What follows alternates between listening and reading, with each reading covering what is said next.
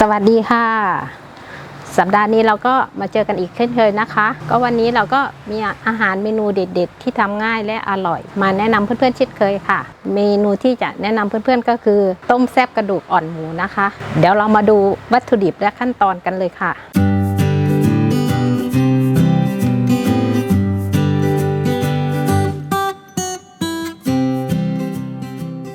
เรามาดูวัตถุดิบกันเลยนะคะเมนูหลักของเราก็คือกระดูกอ่อนนะคะเราเลือกเอากระดูกที่อ่อนๆเวลาเคี้ยวมันก็ยังกรุบกับอร่อยแล้วก็ใบโหระพาค่ะเครื่องต้มยำก็จะมีตะไคร้ข่าใบมะกรูดผักชีฝรั่งน้ำปลาดีข้าวคั่วพริกป่นน้ำมะขามเปียกหอมแดงบุบๆค่ะแล้วก็อันนี้เห็ดคือเห็ดเราใช้เห็ดฟางหรือเห็ดอะไรก็ได้แต่พอดีเมื่อเช้าไปตลาดสายก็เลยต้องได้เห็ดออริจิมาใส่ค่ะเดี๋ยวเรามาเริ่มขั้นตอนแรกกันเลยนะคะเปิดแก๊สแล้วก็ใส่น้ำที่หม้อนะคะใส่ประมาณสักครึ่งหม้อค่ะเดี๋ยวเรารอให้น้ำเดือดกันก่อนนะคะเดี๋ยวค่อยใส่เครื่องต้มยำและกระดูกหมูลงไปพอน้ำเริ่มเดือดเดี๋ยวเรามาใส่เครื่องต้มยำกันเลยนะคะแล้วก็ตามด้วยกระดูกหมูค่ะ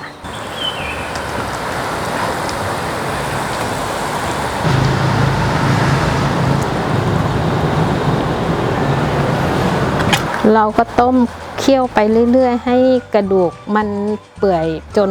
เราพอใจแล้วนะคะแล้วค่อยใส่เครื่องปรุงพอเราต้มไปสักพักนึงนะคะเราก็คอยช้อนฟองออกใช้ไฟปานกลางนะคะเราตุ๋นไปเรื่อยๆก่อนให้กระดูกมันเปื่อยได้ที่กลิ่นสมุนไพรก็จะออกมาตอนนี้ก็ต้มกระดูกเริ่มเปื่อยแล้วนะคะเดี๋ยวเรา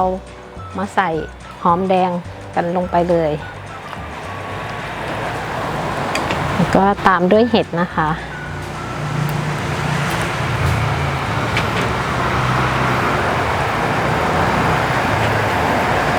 เดี๋ยวรอให้เห็ดสุกแล้วก็มาปรุงเครื่องปรุงต่อพอใส่หอมแดงแล้วก็เห็ดเสร็จแล้วเรามาใส่น้ำปลากันต่อเลยนะคะใส่สัก3 ช้อนโต๊ะตามด้วยน้ำมะขามนะคะถ้าเราไม่มีน้ำมะขามอาจจะใช้น้ำมะนาวแทนได้นะคะสัก3 ช้อนโต๊ะก่อนนะคะว่าถ้าชอบเปรี้ยวมากก็เราก็อาจจะลดหรือเพิ่มตามใจชอบได้เลยคือถ้าไม่ชอบเผ็ดนะกลัวเด็กทานไม่ได้ก็เอามาปรุงข้างนอกก็ได้นะคะอันนี้เราปรุงไปในหม้อเลยสูตรอีสานเราก็จะใส่พริกป่นแล้วก็ข้าวคั่วลงไปนะคะ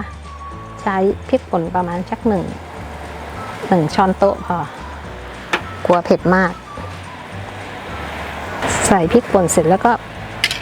ปิดไฟเลยแล้วก็มาใส่ข้าวคั่วตามทีหลังเนาะใส่ข้าวคั่ว2 ช้อนโต๊ะนะคะแล้วก็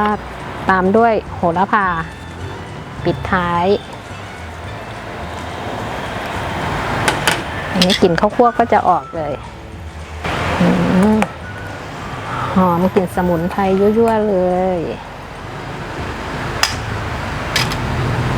ตอนนี้ก็เสร็จเรียบร้อยแล้วนะคะเดี๋ยวมาตักใส่ชามพร้อมเสิร์ฟเลยค่ะ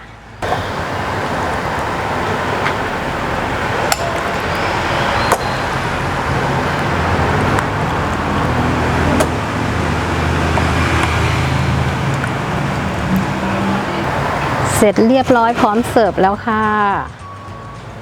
ต้มแซ่บกระดูกอ่อนหมูหรือต้มแซ่บกระดูกหมูอ่อนนะคะ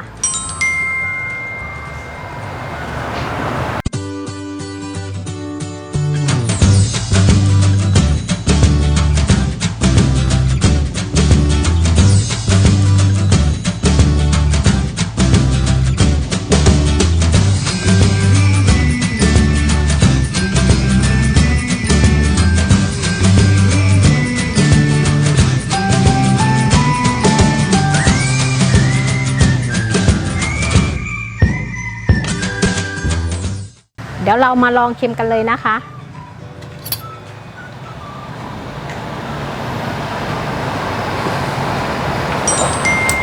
อร่อยเปรี้ยวโล่งคอค่ะ หากเพื่อนๆชอบเมนูนี้นะคะ ก็ฝากกดไลค์กดแชร์แล้วก็กด Subscribe เพื่อเป็นกำลังใจให้พวกเราได้ทำคลิปใหม่ๆมาให้เพื่อนๆได้ชมกันอีกด้วยนะคะขอบคุณมากค่ะบ๊ายบายสวัสดีค่ะ